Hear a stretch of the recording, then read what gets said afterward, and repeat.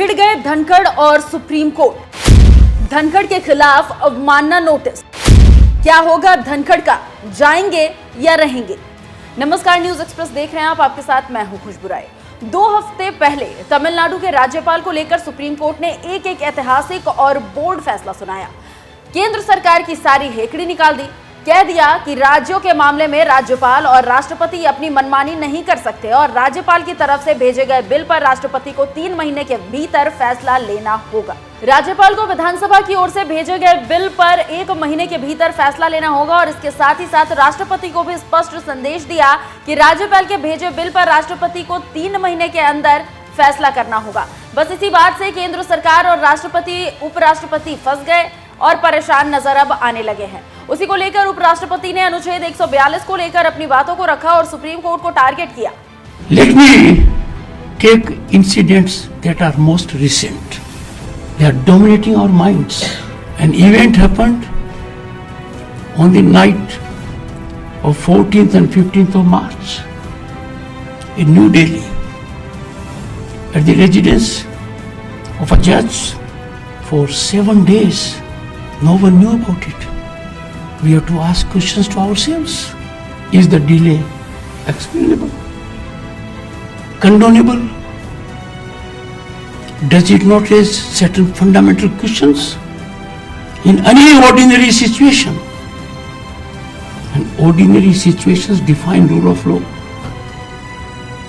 things would have been different. It was only on 21st March, disclosed by a newspaper, that people of the country were shocked as never before. They were in some kind of limbo, deeply concerned and worried at this explosive, alarming expose.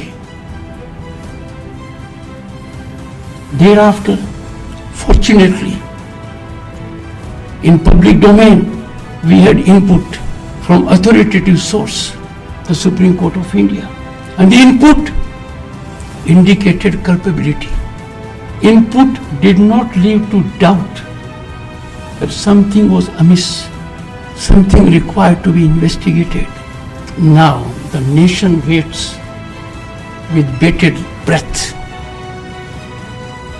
The nation is resting because one of our institutions, to which people have looked up always with highest respect and deference, was put in the dock. It is now over a month. Even if it is can of worms, even if there are skeletons in the cupboard, time to blow up the can, time for its lid to go out, and time for the cupboard to collapse. Let the worms and skeletons be in public domain so that cleansing takes place. तो सुन लिया आपने कि क्या कह रहे हैं जगदीप धनखड़। इसी को लेकर बवाल मचा हुआ है। अब सुप्रीम कोर्ट भी आर पार के मूड में नजर आ रही है। कहा जा रहा है कि उससे मोदी सरकार के कान खड़े हो गए हैं। जी हां, सुप्रीम कोर्ट कवर करने वाले न्यूज 24 के पत्रकार प्रभाकर मिश्रा ने एक ट्वीट किया और लिखा कि ओटीटी पर एडल्ट कंटेंट को रोकने और उसके लिए पॉलिसी बनाने के लिए केंद्र सरकार को निर्देश देने वाली याचिका पर सुनवाई चल रही है। और उसी दौरान जस्टिस गवई की बेंच के सामने एडवोकेट विष्णु शंकर जैन अपनी दलील रख रहे थे। इस पर जस्टिस गवई ने कहा कि लेकिन ये तो पॉलिसी मैटर है, ये देखना सरकार का काम है। आप चाहते हैं कि कोर्ट इसमें दखल दे, हम कैसे करें? हमारी तो आलोचना हो रही है कि सुप्रीम कोर्ट विधायिका और कार्यप्रणाली के अधिकार क्षेत्र में दखल दे रहा है। इससे आप समझ सकते हैं कि मामला क्या है और कितना गंभीर है। देखना होगा कि ये लड़ाई कहां तक पहुंचती है। वहीं अब उपराष्ट्रपति जगदीप धनखड़ के खिलाफ कोर्ट की अवमानना का मामला सामने आ चुका है और अटॉर्नी जनरल के ऑफिस में कई याचिकाएं दाखिल कर दी गई है जिसमें उनके खिलाफ मुकदमा चलाने की मांग हो रही है। केरल के वकील सुभाष थिक्कदन ने उपराष्ट्रपति जगदीप धनखड़ के खिलाफ अवमानना की कार्रवाई के लिए अटॉर्नी जनरल की सहमति मांगी है। जानकारी देते चले कि तमिलनाडु मामले में सुप्रीम कोर्ट का फैसला इतना खतरनाक था कि पूरी मोदी सरकार हिल गई और सुप्रीम कोर्ट पर दबाव बनाने के साथ साथ सोशल मीडिया के साथ ही प्रोग्राम में तीखा बयान देने लगे उसी कड़ी में बोलते हुए जगदीप धनखड़ ने राज्यसभा के ट्रेनी को संबोधित करते हुए कहा कि 14 और 15 मार्च की रात एक दिल्ली के वीआईपी इलाके में आग लगी। जब आग लगी तो घर का मालिक दिल्ली से बाहर था और परिवार के सदस्य आनन फानन में दिल्ली फायर ब्रिगेड को फोन करके घर बुला लेते हैं, लेकिन किसे मालूम था कि ये आग देश की न्यायपालिका को उधेड़ कर रख देगी और बता देगी कि न्यायपालिका कितना सड़ चुका है। जहां अपराध होने पर पुलिस, ईडी या किसी और एजेंसी की कार्रवाई की जरूरत नहीं पड़ेगी। खैर, मुद्दे पर आते हैं। घर आए दमकल कर्मियों ने जब आग बुझाना शुरू किया तो होश उड़ गए और जो आगे हुआ वो इतिहास में दर्ज है। दिल्ली हाईकोर्ट के एक जज यशवंत वर्मा के घर करोड़ों रुपए के नोट मिले। कुछ जल गए तो कुछ अधजले थे, लेकिन मजाल की कोई कार्रवाई हो।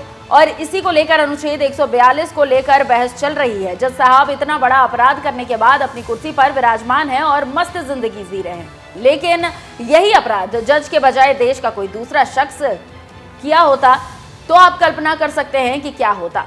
लेकिन जज साहब को 142 ने बचा लिया। अब उसी 142 को लेकर उपराष्ट्रपति ने हमला बोला है। आप सुनिए वो क्या कह रहे हैं। Let me take incidents that are most recent. They are dominating our minds. An event happened on the night of 14th and 15th of March in New Delhi at the residence of a judge. For 7 days, no one knew about it. We have to ask questions to ourselves. Is the delay explainable? Condonable? Does it not raise certain fundamental questions in any ordinary situation? And ordinary situations define rule of law. Things would have been different. It was only on 21st March, disclosed by a newspaper, that people of the country were shocked as never before. They were in some kind of limbo, deeply concerned and worried at this explosive, alarming expose. Thereafter, fortunately, in public domain, we had input from authoritative source, the Supreme Court of India, and the input indicated culpability. Input did not lead to doubt that something was amiss, something required to be investigated. Now the nation waits with bated breath. The nation is resting because one of our institutions, to which people have looked up always with highest respect and deference, was put in the dock. It is now over a month. Even if it is can of worms, even if there are skeletons in the cupboard,